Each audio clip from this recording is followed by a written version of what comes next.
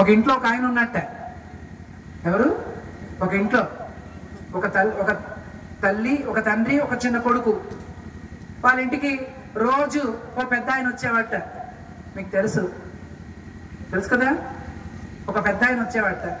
వచ్చిన తర్వాత అమ్మా భిక్ష అనేవాట. అంటే వీళ్ళందరూంచి వచ్చి భిక్ష వేస్తూ ఉండేవాట. అలాగ 5-6 నెలలు గడిచిపోయింది. ఆయన రోజు వస్తున్నాడు. మనకి ఎప్పుడైనా ఉన్న దాంట్లో పెట్టాలి కదండి, పెట్టాలా వద్దా? ఎంతమంది పెడతా ఉంటారు చెప్పండి? ఉన్న దాంట్లో పెట్టాలి కదండి. సరే పెట్టాడు. రోజు వస్తున్నాడు, రోజు పెడుతున్నారు. ఒకరోజు ఈ పిల్లాడు, చిన్నపిల్లాడు ఇంతే ఉన్నాడు. నాన్న అతను ఎవరు? రోజు పెడుతున్నారు, అదేంటిది? ఎందుకు ఆయనకు రోజు అలా పెడుతున్నారు? అక్కడెక్కడి నుంచి వస్తున్నాడు ఆయన అంటే, ఆయన మీ తాతగారు రా అన్నట్టు. ఏమన్నాడు? ఏంటిది? తాతగారు నాన్న. ఆహా తాతగారా, మన దగ్గర ఎందుకు ఉండలేదు ఆయన అని అడిగాడు. అదంతా వేరే కథలేనన్నా, నీకెందుకులే అన్నాడు.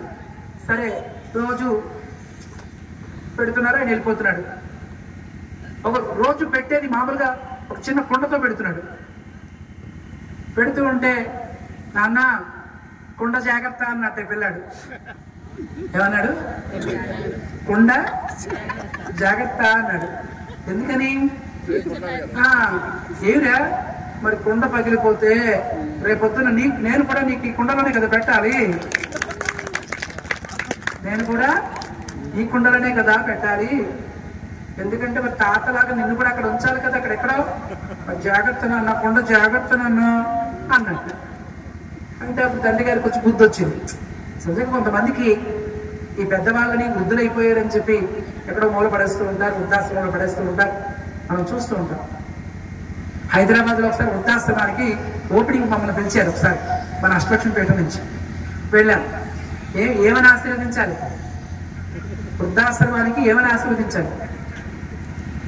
వృద్ధాశ్రమం 3 పువ్వులు 6 కాయలుగా ఉండాలి, మీ సంస్థలో వృద్ధులందరూ చేరుకోవాలి అని దీవిస్తామా?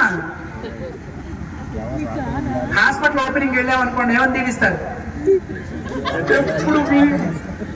ఇప్పుడు బంగారు షాప్ అనుకోండి, షాప్లో మీకు ఎప్పుడు కూడా కస్టమర్స్తో కలకలాడాలి.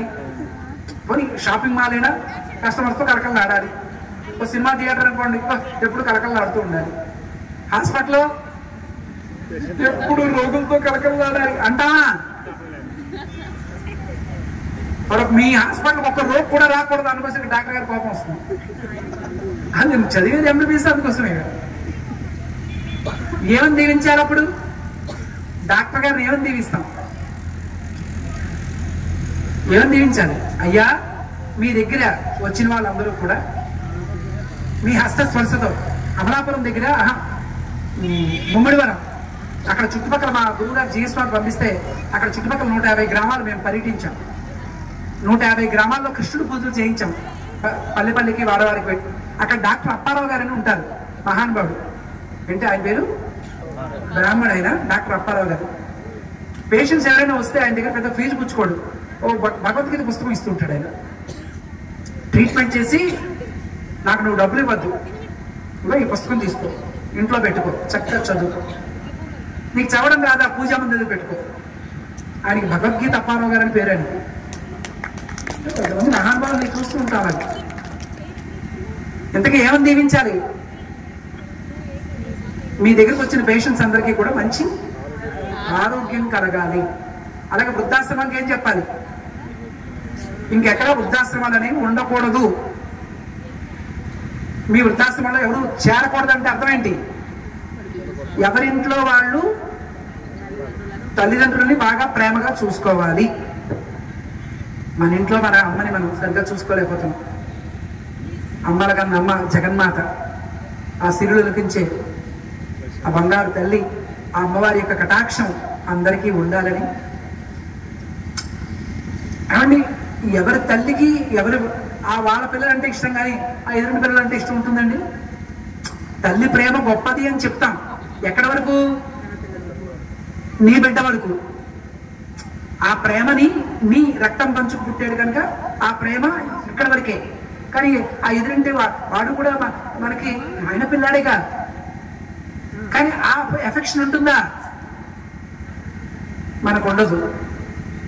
కానీ ఎక్కడ సర్వత్రా కూడా ఎక్కడ ఏ ప్రాణికి ఉన్నా ఇది నా సంతానమే అని భావించేటటువంటి జగన్మాత ఒక్క లక్ష్మీ తల్లి అమ్మవారు ఒక్కడే. ఎవరికి కష్టం కలిగినా ఎవరికి బాధ కలిగినా బాధపడిపోతూ ఉంటుంది. అలాంటి అమ్మవారి యొక్క కటాక్షం పరిపూర్ణంగా ఉండాలని, అందరికీ అది లభించాలని మనం ఇక్కడ అష్టలక్ష్మి యాగం మనం సంకల్పం చేసుకున్నాం. మరి ఆలస్యం అయిపోతుంది, నిన్న లేట్ అయింది. ఇప్పుడు మనకు ఒక 5 నిమిషాల్లో మనకి పూర్ణావతి. మనం వెళ్తున్నాం. పెద్దలందరూ కూడా వస్తున్నారు. మనకి త్వరలో అహోబలి చేసిన వారు వస్తారు, ఏం చేస్తున్నారు, అష్టాక్షరి చేసిన వారు ఏం చేస్తున్నారు, దేవనాథ్ చేసిన వారు ఏం చేస్తున్నారు. ఇంచుమించుగా మనం చేసే చాలా కార్యక్రమాలకు వస్తారు. పెద్దలు ప్రేమగా వస్తారు, వచ్చి మంగళాశాసనాలు చేస్తారు. పెద్దల పాదం పెడితే మనం ఆ పాదాలకి నమస్కరించుకుంటే మనకి అనేక శుభాలు కలుగుతాయి. అందరూ చూడండి, లైక్ చేయండి, షేర్ చేయండి, సబ్స్క్రైబ్ చేయడం మర్చిపోకండి.